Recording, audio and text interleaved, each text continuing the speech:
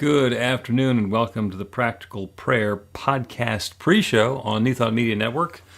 I am Bill Marchiony. As you may have noticed, I am here once again without Carol being present. She's taking, this is 2 weeks off, and this was planned. We knew this was going to happen. It's not like she's ghosted us. Carol and I will be back together next week. And so there's the possibility of doing a repeat broadcast of the program.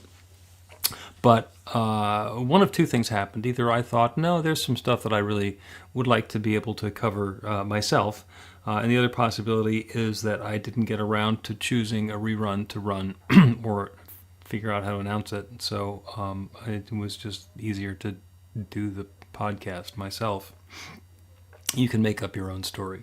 By the way, this is the pre-show for the Practical Prayer Podcast. I'm going to record an episode of the Practical Prayer Podcast starting in a couple of minutes. And we come on and do this on New Thought Media Network so that you have an opportunity to ask a question, make a comment, or a suggestion, or a prayer request, or something along those lines, and we can make it an interactive process. And you can do that by just putting something into the comments or the make a suggestion in your social media feed as you're watching now. If you're watching the recording and you still want to do that sort of thing, you can go to the website, which is bethelight.com, as you can see right down to the side of me, be-the-light.com. There's a section on the Practical Prayer Podcast there, along with a comment button, so you can put the same sort of feedback and input in over there if you'd like. And we will address it in the same way. So I am delighted to have you here, and I'm going to move things right along because I don't have any questions for myself before we get started, and there's no need to catch up on what I've done for the last week because, well, let's be honest, I was there, and if everything's working properly, I should remember it. So we're going to go ahead and start an episode of the Practical Prayer Podcast. Thanks for joining me. A practical prayer is a prayer that works. These discussions between Reverend Bill Marchiony and Carol Lawrence dive into the details of how it works and how to work it. Reverend Bill is a New Thought minister and the author of Practical Prayer for Real Results. Your new life begins with a new thought. Carol Lawrence is on a spiritual quest, finding the New Thought teaching after decades on the pulpit in 3 different traditional denominations. I've got some questions. Together, they're exploring the philosophy and activities that come together from many of the world's religions to create the practical spirituality that is New Thought.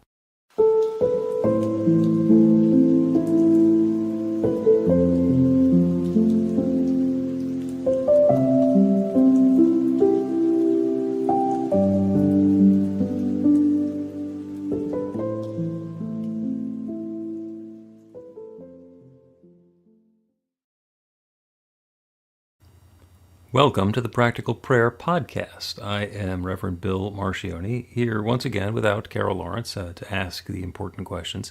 Going solo one more time, and Carol will be back again next week. And I wanted to take this opportunity to just do some fundamentals, things that have come up for me in other areas. We sometimes get distracted by the new and exciting and intriguing things that are coming up. What I'd like to talk about today is how and why. How and why seems like those are very interesting and key elements in our inquiry into this New Thought teaching and the techniques of practical prayer and the workings of it. And what I'm going to say is that how and why in their own way are completely unacceptable, improper questions. And I'll explain. The question why, especially when it's in a spiritual context, often comes up to why would God let this happen? Or why do bad things happen to good people? And we want to know why. We want to have an explanation. We want to understand the rationale behind things that happen, especially when they're things that are unpleasant, that we don't like, that go against our sense and experience of order in the world. Why? Why did this happen? Why me? Why this? Why now? Why couldn't it be? Etc., etc. And the reason that's an unreasonable question, an unfair question, is it's none of our business why. I have mentioned numerous times in the past that this is the experience of life that we're in is in many ways a dramatic unfolding that goes from beginning to middle to end. And all of the activities we're involved in, or many of them, follow a dramatic story arc. And the classic one is the 3 acts, where in the first act we get to meet whoever the characters are and kind of get to like them and understand what the groove is of what's going on. And in the second act, something challenging or bad or uncomfortable happens. The villain shows up. That's where Darth Vader is there. That's where the love of his life disappears, or whatever that challenge is that happens in the dramatic story arc. And the third step, the third act, is the resolution where something new happens based on everything that's happened up until then, and all the pieces fit together in a different way. And we suddenly understand what the value is in the way that has gone together. There is now success grasped from the possibility of failure or doom or tragedy. The reason I bring that up is because why is a question that we generally ask when we're involved in a second act, either ours or somebody else's. Why is this happening? Why would God let this happen? And those are 2 different questions. So we'll start with why would God let this happen? I'm going to get back to basics again, which is the thing that I usually do. We're going to do the fundamentals. Why would God let this happen? Is because there is only God. It doesn't matter what our creation story is. And I'll go over some of the creation stories because I got some time now. But it doesn't matter what our creation story is. There is only God. In Scripture, it says, in the beginning there was darkness and void, and God said, let there be light, and there was light. God said, let there be, and there was. And all of the things that are now are because that one divine power and presence that we call God began sharing itself as its creation, bringing light and good and firmament, whatever that is, into experience. So everything that exists everywhere is that divine presence. It is the infinite itself. If we like science better, the story of the Big Bang, and there was a singularity, possibly dense, and for some reason it began expanding or exploding. The Big Bang. And everything that exists everywhere is coming from the limitless energy of that explosion. Everything has been evolving and emanating and recombining amongst itself for the last 14.2 billion years to bring us to the point where we are now. Everything, every place, every planet, every person, everything is an expression, an individualization, or as I like to say, a particularization, because we're all these particles that we seem to be experiencing. We're all particularizations of that one Big Bang. We're ways that Big Bang has been evolving and is coming about. So in that story, the completely scientific atheist version of the story, the same thing. We all trace our lineage back to that one. So the question of why do bad things happen to good people? And there's only one category of people. That divine essence, that limitless God love, that divine source is God itself. And we're individualizations of it. So is everyone. Everything, everywhere, everyone, every particle, everything is that divine essence expressed in its own way. So bad things happen to good people because there are no bad people. They're just people, expressions of that one infinite creative presence, that one divine power. So when we say, why does this happen? Why would God let this happen? The reason that God would let this happen is because it can. Because if this is the sort of thing that couldn't possibly happen, then it never would. And there would never be the possibility of it. There's a whole bunch of stuff that go way beyond my imagination, and probably yours as well, that are just off the table, things that we don't consider to be in the realm of possibility.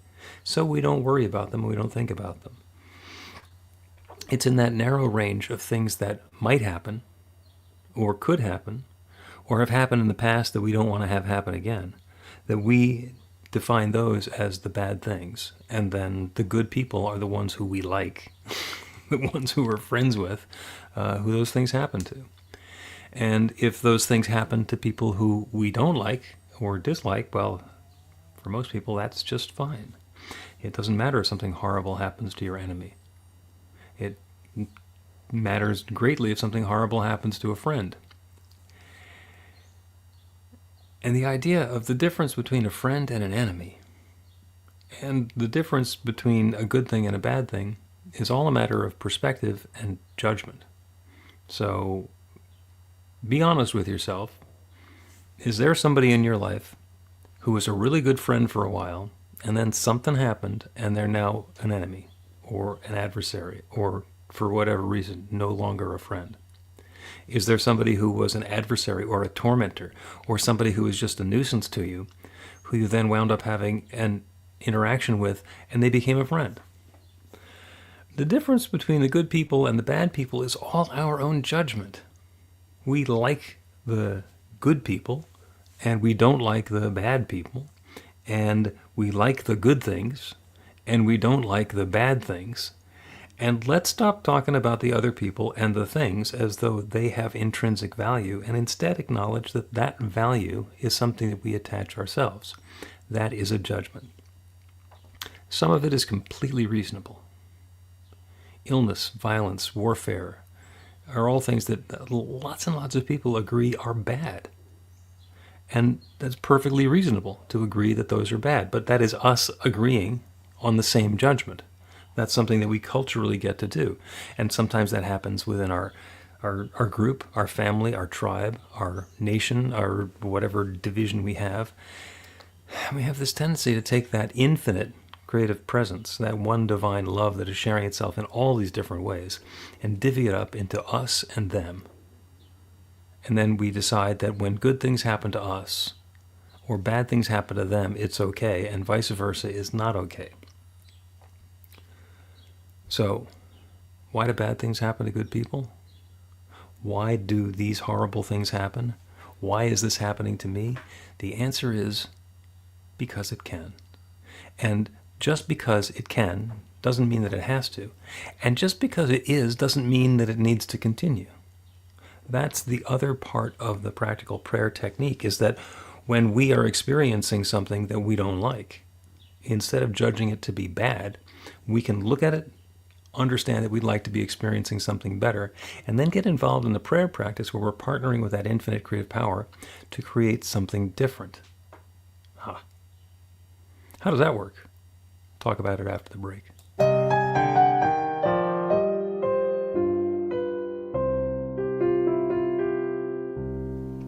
Are you ready to get results? Now, that's not a rhetorical question. Are you ready to get results? RUR2GR. That's actually the abbreviation for the steps in a practical prayer: recognition, unification, realization, gratitude, and release, with a couple of extra steps in there in case some doubt creeps in along the way. RUR2GR. This class is about the prayer technique that's common to all of the spiritual practices and religions in the most effective prayers that they have. And by effective, I mean that the prayer works. It actually creates a change in the experience of the person doing the prayer. It gets a result. We're going to begin with theory, and then we're going to take it into practice. By the end of the class, you will have your very own practical prayer that will help create transformation in your life.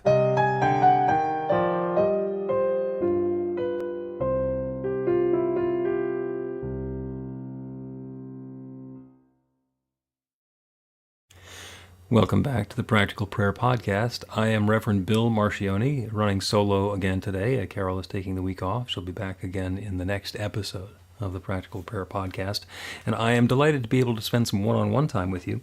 And we're talking about how and why. And more importantly, the reason that how and why are both completely unreasonable questions. So we already went over why. Why is an unacceptable question. And the answer is because it can. Why does this happen? Because it can. Why me? Because it can be you. And the next result in that is that we get to choose the experience that we want to be having instead. In a lot of cases, the experiences that we have are indicators that I'd like to have something different. Something comes up, it's like the check engine light comes on your dashboard, and that tells you that it's time to take a look at the engine and understand what's going on in there and take some corrective action. In the old radio show, Car Talk, they used to talk about people who had a check engine light that came on and it just stayed on, and they knew it was wrong with the engine, and it just became bothersome, so they got a piece of black electrical tape and put it over the check engine light. And that solves the immediate problem of being annoyed by the check engine light, but it doesn't do anything to fix the engine. So when something's going on in our life that we don't like, that's an indicator that there's something that we'd like to have instead. And that's where we get to use the practical prayer technique to create something new in our lives. And I'll go over the prayer technique again because you guys have been around for a while, because I like doing that. What we get to do in that practical prayer, though, is we get to change the experience of life that we're having. We get to open up a new invitation and let that infinite creative power create something different. And a lot of times the question comes up of how's this going to work? How is that going to happen? How can I possibly? And that's another inappropriate question. It doesn't matter how. It's none of our business how. I sometimes describe the creative process in the universe. Some people love the story of the Big Bang. Some people love the story of Scripture. Some people think this is all here, and we get to their creation story. It's just a coincidence. It's just here because it's here. And things happen because they happen. And let's say that it's all a big happy coincidence, and everything is the law of averages. So according to the law of averages, half the time this is going to happen, the other half of the time that's going to happen. Well, if I'm playing along in this universe where the good thing happens half the time and the bad things happen half the time, and by the way, good and bad is just my judgment. It's preference. There are some people who don't like the stuff that I do like, and vice versa. So what we can do is, knowing that we're partnered with this infinite creative power, we can choose which side of that combination we'd like to be on and set the intention to be part of whatever it is that we consider to be good. So instead of having a 50-50 chance, we're much more aligned and activating the law of attraction towards what it is that we want to be experiencing rather than something else. And how can that possibly work? Don't know. I don't know how it works. I just know that it does. I have been doing practical prayer long enough and seen spectacular results often enough that I know that it works. And the scientists call that empirically. Now, I don't know exactly what the technique is or what the formula is for exactly how this is happening and how the creative law in the universe works. I can tell you how gravity works. You let go of something and it falls. But I'm not sure, and nor does anybody else have a deep awareness or understanding of the exact process, the physics, what's behind the physics there. So I don't need to know how it works. I just need to know how to work it. And how is none of my business. So there have been numerous experiences that I've had where somebody is having an issue with their finances. Not enough money to pay the bills, struggling, facing the bankruptcy and foreclosure and losing their homes and being completely incapable of supporting themselves and living a wholesome financial life. And then somehow it's turned around. We do a prayer for prosperity, and somehow the pieces fit together. And you've all heard those conversations that somebody says, I was just sitting there, and then all of a sudden, fill in the blank. Well, that's what it looks like when it happens. I don't know what causes that to happen, but there are so many times when I'll be out for a walk thinking about a friend of mine, and I get home and there's an email from them, or the phone rings and it's them. And I was going to call them, I just didn't get around to it, and then there they are. And that's the way it works. Do I know how it is that they were prompted or cued to go ahead and call me at that particular time? Nope, no idea. I do know that there's probably something energetically and emotionally going on. There's something unseen down below the surface that's activating that law of attraction and resonating so that that desire for communication happens on both ends. And then it doesn't matter who initiates the call or the contact. The same thing with a job. People, looking for a job. It's not like you're going to go get a job. There is a job out there, and somebody is looking to give that job away because they need somebody to do the job. It's not about me getting a job. It's about me doing a job. It's not about the boss giving away a job. It's about the boss getting that job, that position filled. So when we set our intention, instead of I'm going to get a job, to say I have a very specific set of skills and talents and abilities, and I'm willing to share those in a way that brings uplift to me and to my employer, and to the constituency, the clientele that we're going to be working with. And I'm going to do that in a way that brings value. And the person who is looking for that value is willing to pay me generously to do it. Because without me, the job doesn't get done. That's a completely different mindset than, where am I going to get a job? And I have also been involved in enough times in having that clarity about the gifts that I have and what I'd like to be sharing and what I'd like to be doing. And then somehow the pieces all fit together, that I don't need to go through that usual process of let me fill out a whole bunch of resumes and spend a lot of time looking and a good long process. And I started doing this unwittingly decades ago.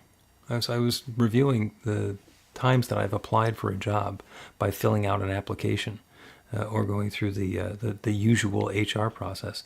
I think the last time I did that at all was in the 1980s, and not even really then, because I saw the ad was listed in a newspaper, but I knew somebody, and it wound up being an inside job in any case.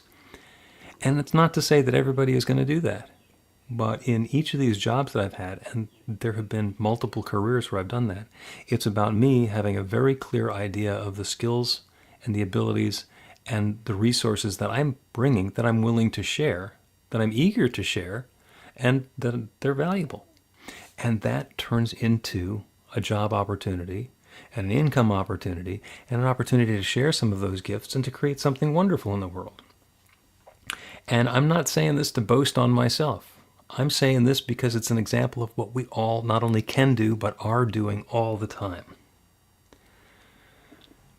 How does that employer know that I'm looking for them? How does that employer know that this is the right opportunity? I don't know. That's above my pay grade. I don't know. I am going to be aware of what I'm bringing. I'm going to open myself to those possibilities. And when I am guided to take a step, to make a phone call, to send an email, to do something, to ask a question, I'm going to do what I'm guided to do and then see what happens. The most recent job that I got for an outside company was 10 years ago. And I'd become aware that there's this company two towns over that's doing something that was similar to what I'd been doing. And I really liked it, and I thought that I'd be able to add something. So I called up the president of the company. He says, "Oh, you should talk to our chief executive officer." So I talked to him. He was the owner of the company. And we had a conversation. He said, "Well, what do you want to do?" And I said, I don't know but I am absolutely certain that there's stuff that you, sir, are spending your time on that if your board of directors finds out that you're spending that much time on, they're going to get a little annoyed. So let me do that stuff for you so that you can do the stuff that they'll be happy about. And he said, "Oh, okay." And I had the skill set, and it was the right fit, and I have worked there for 5 years and did a wonderful job and was very happy to be able to share my gifts that way. I was delightedly happy to be able to leave that and go on and do the ministry work that I'm doing with Practical Prayer full-time after that. How does it happen? I don't know how it happens. It doesn't matter the specifics of the how. How is an unreasonable question. There's one more unreasonable question. When something is going on for somebody, when they keep on having problems and difficulties and turmoil, there's a lot of tendency for people, especially the people who are involved in New Thought and the New Thought thinking and Practical Prayer, is to, because we know everything comes from consciousness, is to look at somebody else and say, what's in your consciousness? Because obviously there's something that's creating this, and it must be in your consciousness. So then you ask that offensive question, what's in your consciousness? And that's an off-limits question. We have no idea. We can tell what's in someone's consciousness because of the life that they're leading, because of the experience that they're having. And we never have any idea whether they're in their desired third act, where everything has come together, or if they're going through the explosion and turmoil of a second act. What's happening in a lot of cases where there's something that's going wrong, where the girl left or the job went away or the problems come along, that is paving the way for something new and something different. Have you ever had an experience where you had a friendship or a relationship or a job experience that seemed to be going along just fine, and then it exploded, came apart, it was no longer there? Shocked, bereft, destitute, holding your head, wondering what happened. And then eventually you pick up the pieces and you do something different. And only later it becomes apparent that if I'd kept doing the thing that I was doing before, I wouldn't have had the space to do this new thing that's much more important, that's much more relevant in my life instead. Sometimes the universe forces us to let go, to make way for something new coming along. So never ask somebody what's in their consciousness, and certainly never do it with judgment like, oh, well, the thing that's happening to you is bad, and therefore it's your consciousness, so what bad thing is in your consciousness that made this thing happen? It's an opportunity to be empathetic, to say, ooh, you got some stuff going on. Wonder what's coming next. Wonder how those gifts are going to be shared in a new way next.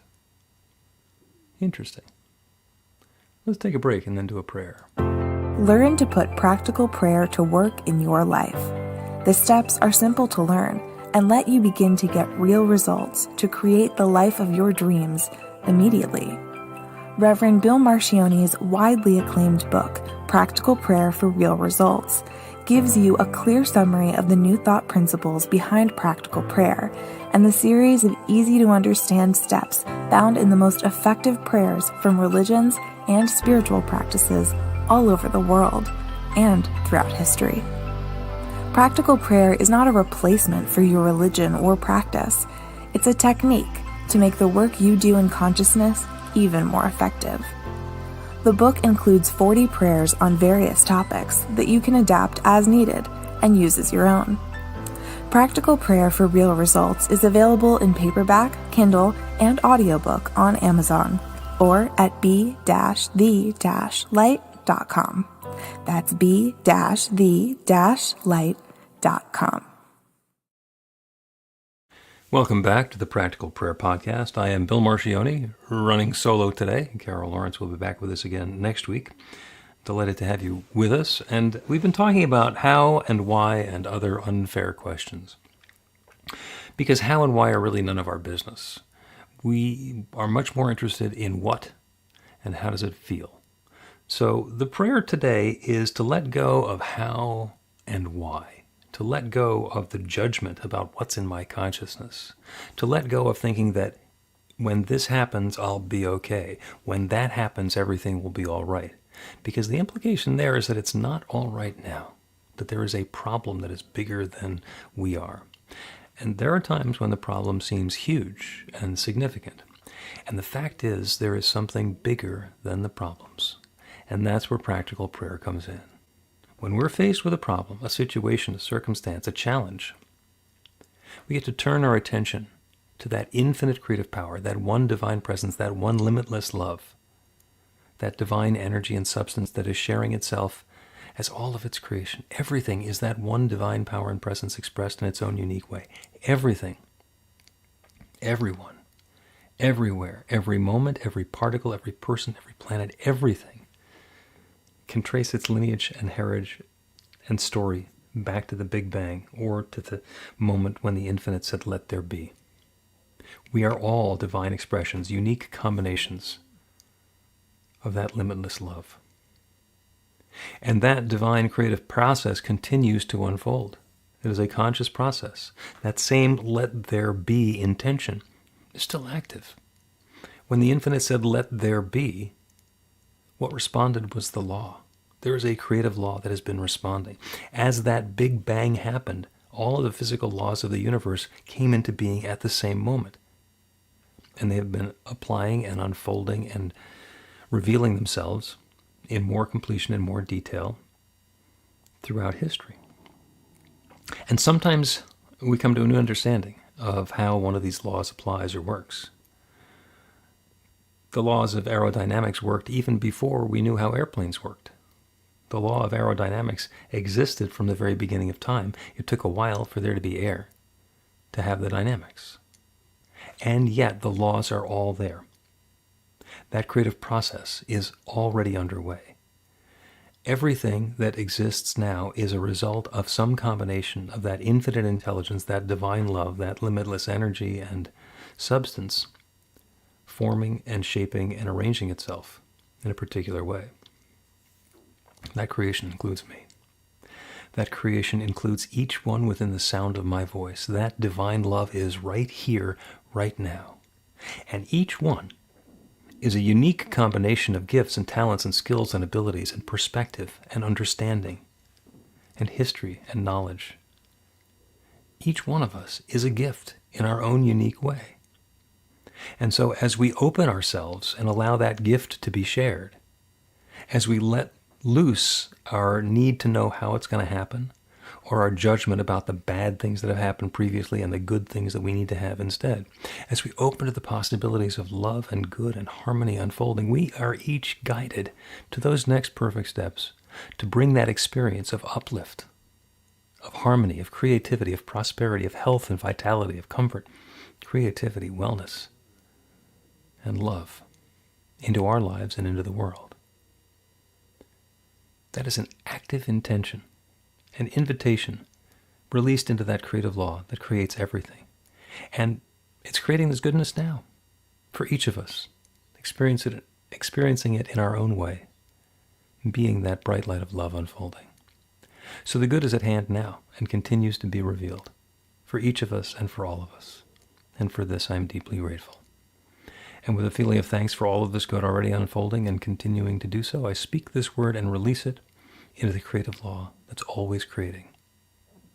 And I let it be. And I know it's already so. And so it is. The Practical Prayer Podcast with Reverend Bill Marchiony and Carol Lawrence is a production of BeTheLight.com. be-the-light.com. Where you can find more information about practical prayer for real results. Our theme is by Music of Wisdom. You can learn about the spiritual community of New Thought Philadelphia with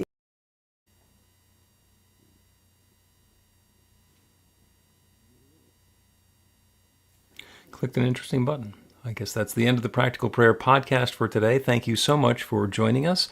I am Reverend Bill Marchiony, and Carol will be back with us again next week. If you have a question or a comment, you are free to put it onto the website. Go to BeTheLight.com, be-the-light.com. And we will respond to prayer requests and questions and so forth when we get them there. Thank you so much for being with us today, and see you next time.